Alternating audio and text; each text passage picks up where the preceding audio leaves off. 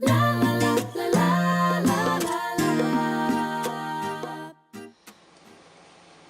and welcome to Elizabeth's Craft Room.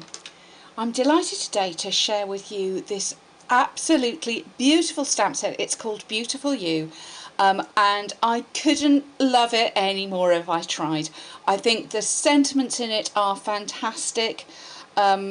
They are optimistic and positive, which I really love. The three ladies that are in there for you to stamp, for you to colour, for you to just enjoy and use on all sorts of different projects. I think they look very 1920s to me. They've got kind of a 20s feel to them, especially this one, which I really love. And they have helped me improve my watercolouring and also my fear of going outside the lines.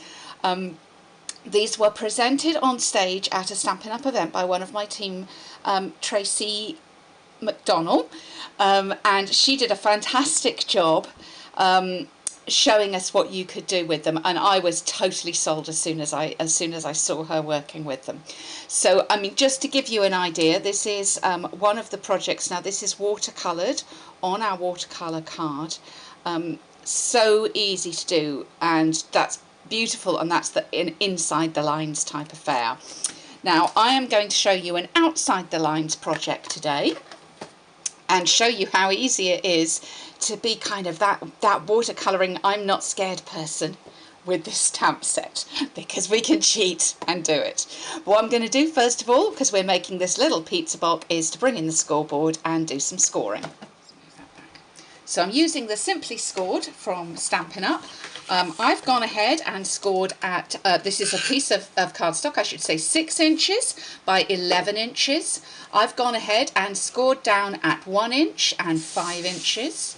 I'm turning the other way now, and I'm scoring at 1 inch, at 5 inches, at 6 inches, and at 10 inches.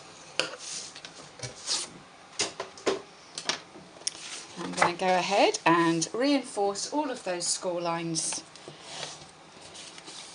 with my bone folder.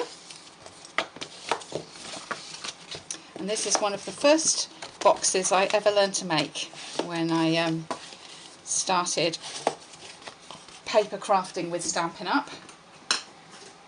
And it is a rather a good one. So I'm just going to cut. And what I'm doing, rather than just cutting up the lines, I'm taking out a tiny piece each time, like a little V. I'm cutting out.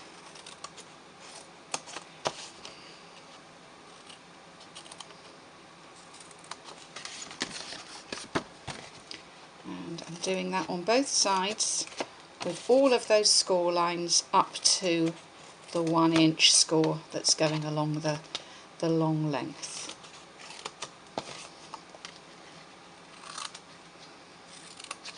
There we go.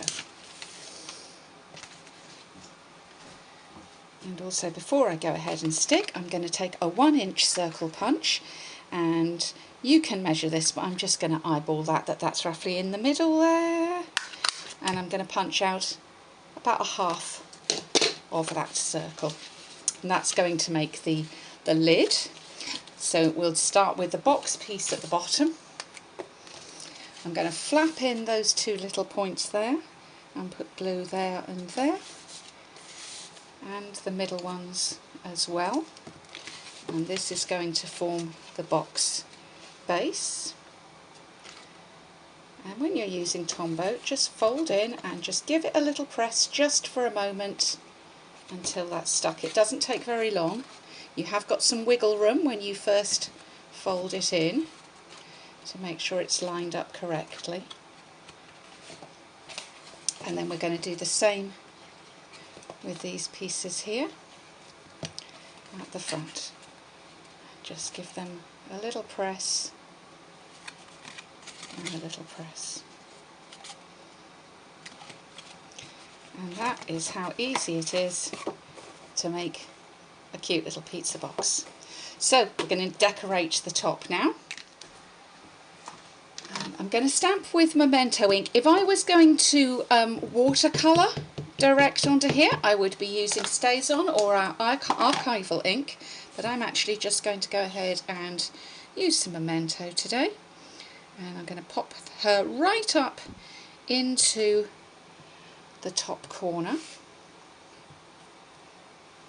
And there's that image.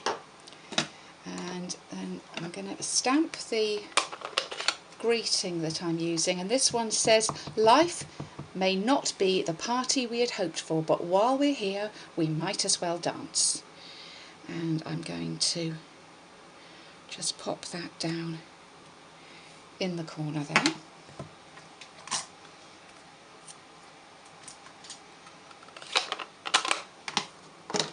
And with the Sweet Sugar Plum ink, which is the same as I used the Sweet Sugar Plum cardstock for the box, I'm going to take this stamp here. Now this is what's so clever about this stamp set, because if you asked me to get a brush and squiggle across her skirt in an artistic way, oh, I would struggle with that. But all of us can do that.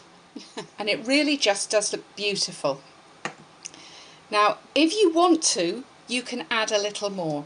So you can take a blender pen or an aqua painter, and I'm going to just do this with an aqua painter here, and just pop a little bit of colour also onto her hat. But I'm going to leave it alone now. I'm not going to add anything else. I'm just going to leave that. So how easy is it to make it look as if you're a bit of a watercolourist?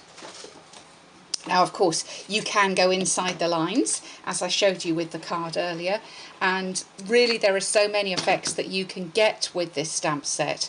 I couldn't recommend it highly enough, but just to show how easy it is to make a project like that, we're just going to glue those layers on. So I've done a layer of Tip Top Taupe, and that is at 3 3/4 by 3 3/4 square.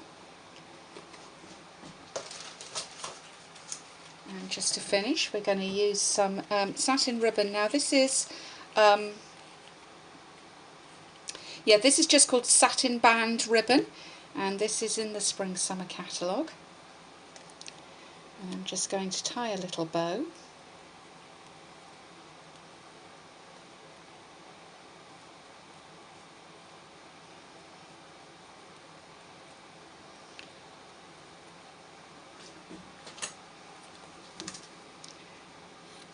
And trim that off.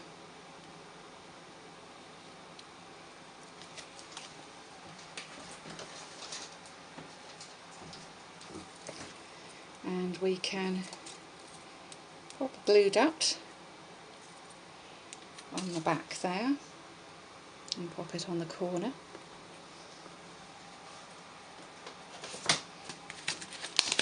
And I'm just going to finish with some of the basic pearls, and let's put 3 little pearls down in the bottom corner.